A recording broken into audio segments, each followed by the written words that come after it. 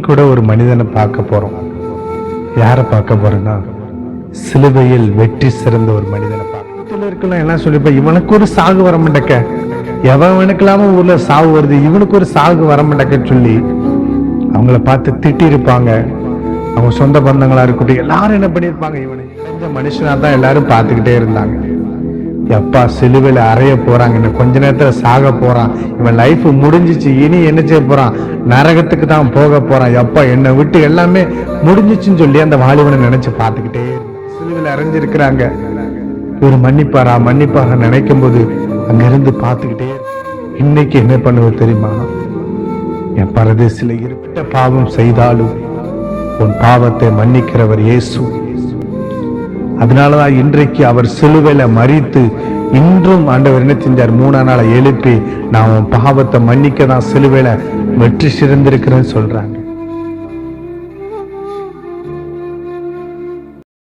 இன்னைக்கும் கூட ஒரு மனிதனை பார்க்க போறோம். யாரை பார்க்க போறோம்னா, சிலுவையில் வெற்றி சிறந்த ஒரு மனிதனை பார்க்க போறோம். அது யாருன்னா, அதாவது இயேசு சிலுவையில அரைஞ்சு அந்த கொலுதான் மலையில இருந்து கொண்டு இருக்கிறாங்க. பக்கத்துல 2 கல்லன் இருக்கிறான். அதுல ஒரு கல்லனுடைய அவனுடைய சின்ன இதை நம்ம பார்க்க போறோம். ஏன்னா அவன் லைஃப்ல என்ன பண்ணான்னா, சின்ன வயசுல இருந்து வளர்ந்து வாரான், சின்ன சின்ன பொருளை என்ன செஞ்சிருப்பான், களவாண்டிருப்பான். அந்த நேரத்துல சின்ன பையன் தானே அப்படின்னு சொல்லி என்ன பண்ணிருப்பாங்க, விட்டுருப்பாங்க. அப்போ ஒரு கட்டம் வந்துச்சு, வாலிபனா மாறினா. அங்க ஊர்ல இருக்கிற ஒரு சில சின்ன சின்ன விஷயத்த தப்பு பண்ணிக்கிட்டு இருக்கும்போது, ஏய் இவன் சின்ன பையன்டா, ஏதோ தெரியாம தண்ணிட்டான், டேய் போடா அப்படின்னு சொல்லி அரட்டி விரட்டிருப்பாங்க. அதுக்கப்புறம் நாளடைவில் என்ன ஆச்சுன்னா, பெரிய பெரிய தப்பு பண்றான், கள்ளத்தனமா பண்ணிக்கிட்டு இருக்கான், நிறைய விஷயம். அதாவது கடவுளுக்கு விரோதமாக ஒண்ணு செய்யறான், ராஜ்யத்துக்கு விரோதமா என்ன செய்யறான், பாவம் பண்ணிக்கிட்டு இருக்கான். அப்ப சுத்தில இருக்கலாம் என்ன சொல்லிப்ப, இவனுக்கு ஒரு சாகு வர மாட்டேக்க, எவனுக்கெல்லாம ஊர்ல சாவு வருது, இவனுக்கு ஒரு சாகு வர மாட்டேக்க சொல்லி அவங்கள பார்த்து திட்டி இருப்பாங்க. அவங்க சொந்த பந்தங்களா இருக்கட்டும், எல்லாரும் என்ன பண்ணிருப்பாங்க, இவனை ஏளனம் பண்ணிருப்பாங்க. என்னடா இவனுக்கு ஒரு சாவு வர மாட்டேங்க, பக்கத்து வீட்டுல என்னென்னமோ பண்ணிக்கிட்டு இருக்கிறான், அங்கங்க இது பண்ணிக்கிட்டு இருக்கான், ஜெயிலுக்கு போறான் வாரான், இவனுக்கு ஒரு மரணம் வர மாட்டேங்கன்னு சொல்லி அவனை கண்ணும் கருத்துமா என்ன செஞ்சாங்கன்னா ஊர்ல இருக்கவங்க எல்லாம் பார்த்துக்கிட்டே இருந்திருப்பாங்க. ஒரு கட்டம் வந்திருக்கும். அப்ப இயேசு என்ன பண்ண போறாங்க, சிலுவையில அறைய போறான்னு கூட யாரை அறைய வைக்கலாம்னு சொல்லும் போது அங்க இருக்கிறவங்க என்ன பண்ணிருப்பாங்க, இவன் செத்தா நல்லது நல்லது நினைக்கும் போது லாஸ்ட்ல என்ன ஆகி போச்சுன்னா, அவங்க நினைச்ச மாதிரியே என்ன பாச்சுன்னா, இந்த வாலிபனை சிலுவையில அறையதுக்கு ரெடி பண்ணிட்டாங்க. அங்க இருக்கவங்க சந்தோஷப்பட்டுருவாங்க, அப்பா ஒரு சனி என்ன செஞ்சுட்டான், ஒளிஞ்சிட்டான்டா, இனி என் லைஃப்ல இனி எந்த தொல்லையும் கிடையாதுன்னு சொல்லி அவனை ஒரு தோல்வி அடைஞ்ச மனுஷனா தான் எல்லாரும் பார்த்துக்கிட்டே இருந்தாங்க. எப்பா சிலுவையில அறைய போறாங்க, இன்னும் கொஞ்ச நேரத்துல சாக போறான், இவன் லைஃப் முடிஞ்சிச்சு, இனி என்ன செய்ய போறான், நரகத்துக்கு தான் போக போறான், எப்பா என்னை விட்டு எல்லாமே முடிஞ்சிச்சுன்னு சொல்லி அந்த வாலிபனை நினைச்சு பார்த்துக்கிட்டே இருந்தாங்க. அவன் யார தெரியுமா பார்த்தான், இயேசுவ சைடுல நின்று பார்த்துக்கிட்டே இருந்திருப்பான்.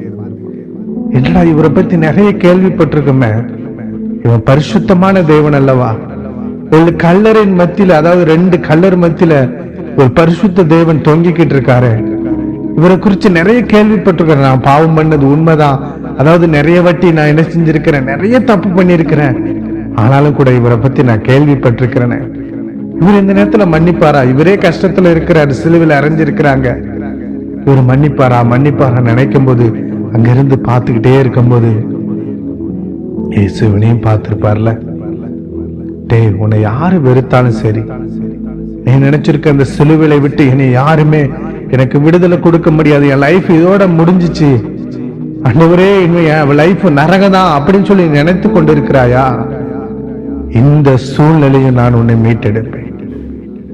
அப்ப யோசித்து பாருங்களேன், அவன் சொல்ற, ஆண்டவரே உங்க ராஜ்யம் வரும்போது கொஞ்சமாட்ட என்ன நினைச்சுக்கோங்கப்பா, நான் பாவம் பண்ணது உண்மைதான் ஆண்டவரே, நான் சின்ன வயசுல இருந்து பாவம் பண்ணி இந்த நிலைமைக்கு வந்துட்டேன் ஆண்டவரே, பாவத்தின் சம்பளம் மரணம் தான், அதை பத்தி தெரிஞ்சும் நான் பாவம் பண்ணிட்டேன் ஆண்டவரே அப்படின்னு சொல்லி அவனுக்குள்ள ஒரு கலக்கம் இருந்த நேரத்துல ஆண்டவர் சொன்னாரு, மகனே இன்னைக்கு என்ன பண்ணுவது தெரியுமா, என் பரதேசில இருப்ப, உன்னை எல்லாரும் புறக்கணிச்சிருக்கலாம், உன்னை எல்லாரும் தள்ளப்பட்டிருக்கலாம், உன்னை எல்லாரும் வேதனைப்பட்டு கஷ்டப்படுத்தி துன்புறுத்தி நீ செத்தா நல்லதுன்னு சொல்லி நிறைய வாட்டி உன்னை நினைச்சிருக்கலாம்.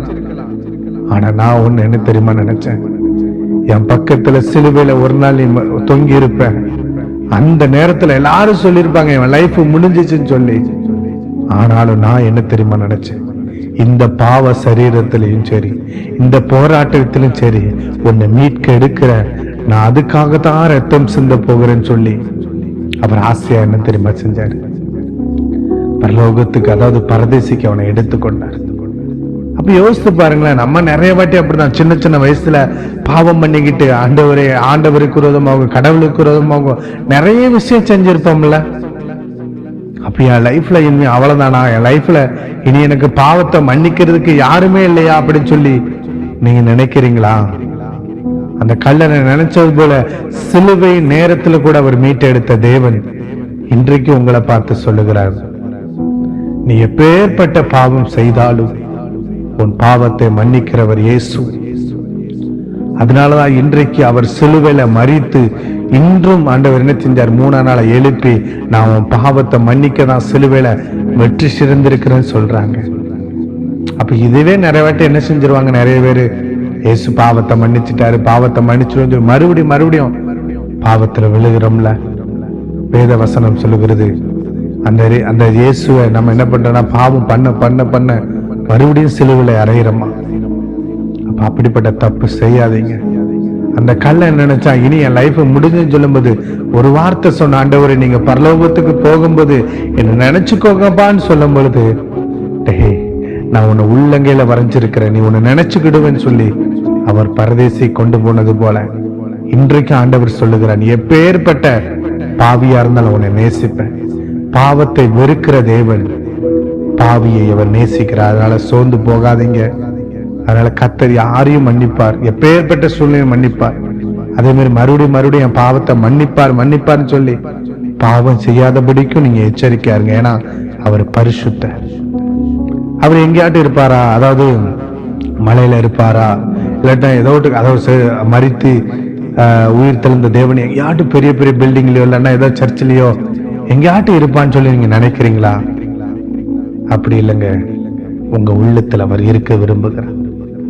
உங்க உள்ளத்தை இயேசுவுக்கு ஒப்பு கொடுங்க. கர்த்தர் உங்களை ஆசீர்வதிப்பார். ஆமென்.